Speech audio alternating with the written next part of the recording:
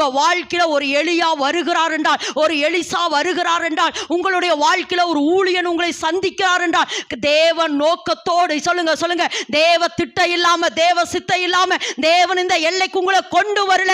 ஊழியர்களை நீங்கள் பார்ப்பதும் இல்லைங்கிற நான் ஆமேன் என்று சொல்லலாமா?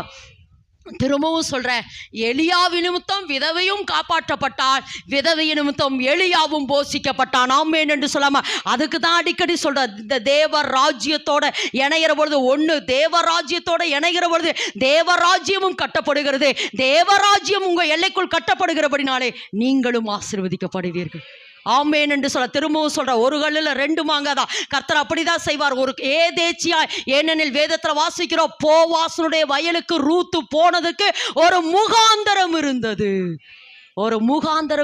போவாஸ் ரூத்தை பார்த்து சொல்றா, என்ன செய்ய, பயப்படாத மகளே, நான் உனக்கு வேண்டியதெல்லாம் செய்யற, பயப்படாத